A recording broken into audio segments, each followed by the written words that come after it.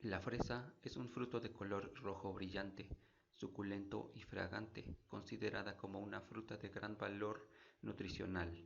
Esto le da gran demanda en el mercado nacional y extranjero. A nivel internacional, México es el tercer proveedor de fresa fresca, cuyo principal estado productor es Michoacán. El amplio uso de esta fruta a nivel mundial, ya sea en el consumo directo o en la elaboración industrial de postres, bebidas y jugos a partir de sus formas fresca, deshidratada, congelada o en conserva, ha llevado a que su cultivo evolucionara hasta convertirse en uno con los mayores niveles de perfeccionamiento. La fresa silvestre procede de los Alpes y es conocida desde la antigüedad. Las primeras referencias históricas sobre su cultivo se encuentran en la antigua Roma, donde se cultivaban como plantas ornamentales o frutos de mesa. Además de brindar sabor y color a nuestros platillos, la fresa puede aportar muchos beneficios a nuestra salud. El 52.21% de la producción nacional se destina al mercado externo, por lo que la fresa es un producto exitoso en el comercio internacional. México es el tercer proveedor de fresa fresca a nivel internacional. A nivel nacional, el estado de Michoacán posee la mayor superficie sembrada de fresa, con 10.400 hectáreas. Los estados que registran mayor rendimiento después de Michoacán son Jalisco, Zacatecas y Tlaxcala.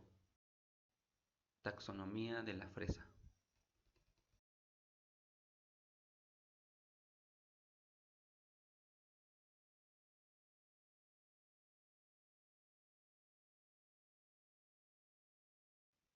Descripción botánica de la planta.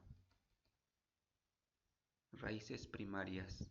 Son más gruesas, hacen el papel de soporte, son de color café oscuro. Raíces secundarias. Son más delgadas, de color marfil y tienen un periodo de vida corto. La profundidad del sistema radicular depende del tipo de suelo y de la presencia de patógenos en el mismo. Las raíces penetran en el suelo hasta 80 centímetros. El 90% de estas raíces se encuentran en los primeros 25 centímetros. Hojas.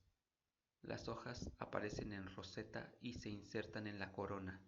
Son pinnadas o palmeadas, subdivididas en tres folíolos, de bordes aserrados, tienen estípulas en su base y su espesor varía según la variedad. Tienen un gran número de estomas, lo que permite su transpiración y a la vez las hace muy susceptibles a la falta de humedad. Tallos. La fresa presenta un tallo de tamaño reducido denominado corona, donde se ubican las yemas tanto vegetativas como florales, y de ellas nacen las hojas, estolones o guías y las inflorescencias. Flores. Las flores pueden ser perfectas, con órganos masculinos y femeninos, o imperfectas, con un solo órgano, ya sea masculino o femenino. Cada flor perfecta está constituida por un cáliz compuesto normalmente por 5 sépalos, una corola compuesta generalmente por 5 pétalos blancos de forma variable, desde elípticos a redondeados u ovalados. Las flores son de color blanco a rosado, dan en inflorescencias largas y son polinizadas por insectos o por el viento. Estolón. Brote delgado, largo, rastrero que se forma a partir de las yemas axilares. No es aconsejable dejar crecer estolones, ya que debilitan las plantas, bajando la producción de frutas. Fruto.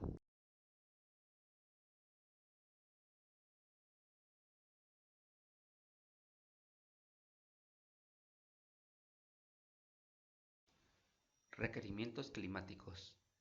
La fresa se adapta a diversos climas, expresando mejor su potencial en zonas cálidas, libres de heladas y vientos.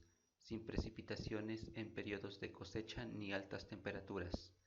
En zonas costeras, el cultivo se puede producir anticipadamente, permitiendo abastecer el mercado cuando existe poca oferta de fruta.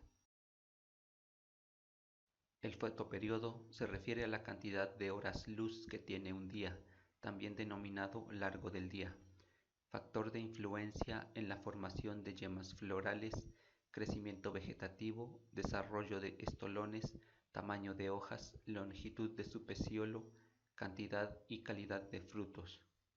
Días largos favorecen el crecimiento de yemas asexuales o vegetativas, es decir, el desarrollo de hojas y estolones.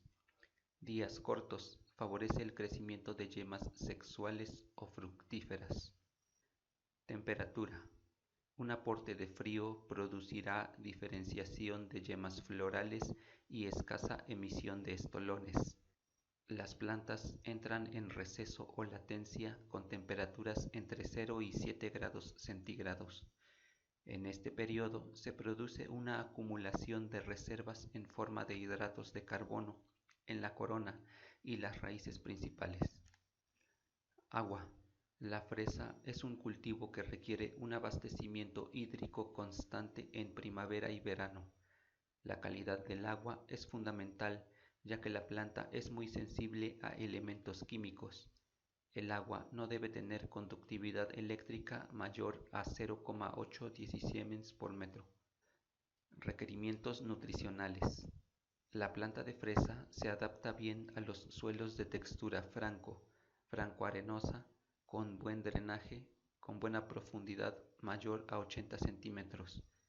En suelos livianos o arenosos, la temperatura aumenta fácilmente, por lo que la producción de fruta es anticipada.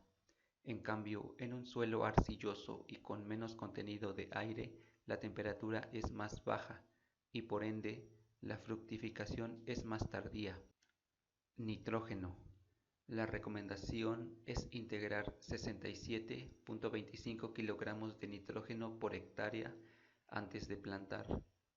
Muchos fertilizantes granulares de alto análisis que proporcionan nitrógeno, como el 10-20-20 o triple 19, utilizan fosfato de amonio como fuentes de fósforo fácilmente disponible. Estos tipos de fertilizantes pueden incorporarse a las camas antes de la siembra para cumplir con los requisitos de nitrógeno.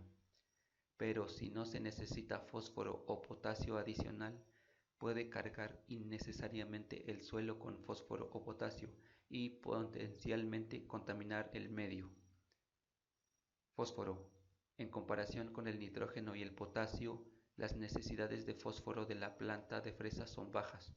Por lo tanto, los productores deben usar fertilizantes bajos en fósforo para evitar exceder los niveles recomendados. Potasio. Cuando el fertilizante se aplica a través del sistema de riego por goteo, los productores pueden utilizar un fertilizante soluble con un nivel más alto de potasio una semana antes de que se espere la maduración de las fresas. El potasio es importante para el buen sabor del fruto. Calcio. Cuando el crecimiento de la raíz se reduce severamente, también puede resultar insuficiente la absorción de calcio a pesar de los niveles adecuados en el suelo. La reducción de calcio puede resultar en una reducción de la firmeza, especialmente si las temperaturas son altas. Magnesio. Los niveles de magnesio son generalmente suficientes en el suelo para la producción de fresa. En situaciones en las que es necesario agregar magnesio y el pH del suelo es suficiente o no debe elevarse, se pueden usar sales de Epsom, sulfato de magnesio. Si también es necesario elevar el pH, se puede utilizar cal dolomítica. Boro. Las deficiencias de boro ocurren con mayor frecuencia en suelos arenosos profundos. El boro es necesario para la división celular, por lo tanto, los síntomas de las deficiencias de boro son un escaso desarrollo de las semillas del fruto y un desarrollo de hojas delgadas y mal formadas. El boro es importante en el momento del desarrollo de las flores y durante la producción de estolones. Una vez que se detectan los signos de deficiencia de boro, será demasiado tarde para la fruta que se está desarrollando. Manejo del cultivo. Toda semilla o material vegetal debe provenir de empresas comerciales o viveros certificados, garantizando la trazabilidad de inocuidad del producto. Siembra. La propagación tradicional de la planta de fresa se puede realizar a través de estolones, lo cual no es muy adecuado debido a la vulnerabilidad y susceptibilidad de estos a agentes patógenos. Un método para la micropropagación masiva de plantas de fresa es el cultivo in vitro. El cultivo de tejidos se refiere al desarrollo de células vegetales bajo condiciones in vitro. Dichas células se cultivan asépticamente en un medio de composición química definida y se incuban bajo condiciones ambientales controladas. Entre las bondades de esta técnica se puede mencionar que un solo órgano o explante puede ser multiplicado miles de veces. Los periodos de propagación son más cortos, existe homogeneidad en los cultivos propagados, permite la producción de plantas de calidad superior con capacidades de resistencia y tolerancia a factores de estrés biótico o abiótico, entre otras. Trasplante. La etapa crítica para las plántulas de fresa es la transición del medio de cultivo in vitro al trasplante en campo, ya que las condiciones físicas y climáticas son distintas, por lo que deben pasar un periodo de aclimatación. Podas. La labor de poda en el cultivo de la frutilla consiste en la eliminación de estolones y hojas, cuya época de ejecución dependerá de la precocidad de la planta y su respuesta al crecimiento. Se poda para renovar a la planta, controlar el crecimiento y lograr una adecuada estructura que soporte el peso de la fruta. También para controlar la densidad y mejorar la aireación, así como la calidad de la fruta. Plagas y enfermedades. Insecto vegetal deslustrado. Tiene partes bucales que perforan y chupan. Se alimenta de varias malezas y cultivos. Varias generaciones ocurren cada año con adultos y ninfas presentes desde la primavera hasta el otoño, debido a que se desarrollan múltiples generaciones dentro de una temporada. Las poblaciones continúan creciendo durante el ciclo productivo. El daño más notable ocurre cuando los insectos deslustrados se alimentan de las semillas y el tejido de las bayas en desarrollo. La distorsión de las bayas ocurre cuando la alimentación del insecto destruye los embriones en desarrollo en las semillas. Esto evita el crecimiento del tejido de la fruta debajo y alrededor de las semillas dañadas y da como resultado una fruta muy deformada. Escarabajo de la savia de la fresa. Son pequeños escarabajos de forma ovalada de color marrón oscuro. Mastican pequeños agujeros en la fruta madura, a menudo donde la fruta toca el suelo. El daño es similar a la alimentación de las babosas. Los escarabajos también introducen organismos de pudrición de la fruta mientras se alimentan. Pueden ser difíciles de localizar, excepto cuando las poblaciones son grandes. Araña roja. Las arañas rojas miden aproximadamente medio milímetro. La araña roja de dos manchas es la especie que se encuentra con mayor frecuencia en las fresas. Los ácaros se alimentan típicamente de la parte inferior de las hojas, succionan el contenido de las células individuales de las plantas, eliminando así la clorofila y haciendo que las hojas tengan una apariencia punteada. Cuando la población de ácaros es alta, las hojas adquieren un color bronce debido al daño por alimentación. A veces inyectan toxinas mientras se alimentan, lo que puede causar distorsión de las hojas y decoloración. La alimentación de los ácaros interfiere con la fisiología de la planta y puede resultar en retraso en el crecimiento, rendimiento reducido y muerte de la planta. Enfermedades. Pudrición de la raíz. Es causada por diferentes hongos, entre ellos Verticillium, Fusarium, Rhizoctonia, Pythium, entre otros. Muchas enfermedades de pudrición de la raíz que afectan a las fresas se pueden evitar durante la siembra. Una práctica cultural importante es rotar los cultivos. Las fresas no deben plantarse en campos que hayan tenido anteriormente cultivos de solanáceas como tomates y patatas u otros cultivos frutales durante al menos 5 años. Se pueden cultivar fresas en suelos donde se haya cultivado cereales y maíz, ya que estos tienen pocas plagas en común con la fresa. Para evitar la pudrición de raíz, debe plantarse en un suelo bien drenado. Las camas elevadas también son útiles. El uso de tricoderma ha sido útil para combatir este problema. Moho gris, Botrytis cinerea. El moho gris causa una capa gris difusa en la fruta afectada cuando esporula. Es causado por el hongo Botrytis cinerea. El hongo vive como parásito y saprófito en los restos de plantas en descomposición. Es la principal enfermedad de la planta de frutilla. Puede atacar cualquier zona, siendo las flores y frutos los más susceptibles, manifestándose como una pudrición blanda del fruto con presencia de micelio y pudrición blanda del fruto con presencia de micelio y conidios de color plomizo, los que caracterizan a la enfermedad. Control fitosanitario.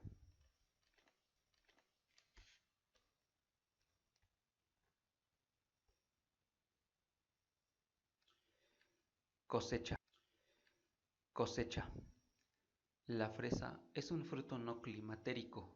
Una vez cosechada no aumentan los contenidos de azúcares, solo se registran aumentos de color y disminución de la firmeza dada la alta tasa respiratoria del fruto, afectando la apariencia y calidad. Por lo anterior, el fruto debe ser cosechado cerca de la madurez de consumo. El principal índice de cosecha utilizado por los agricultores es el color. El criterio varía según el mercado de destino. Para fresco de exportación destaca la homogeneidad e intensidad del color anaranjado. Para fresco mercado interno, el color es rojo en el 80% del fruto. Para procesado, se requiere un rojo intenso en el 100% del fruto y su cáliz. La maduración del fruto en la planta no es homogénea, por lo que es preciso repasar la zona ya cosechada para recolectar aquellos frutos que en dicha oportunidad estaban inmaduros.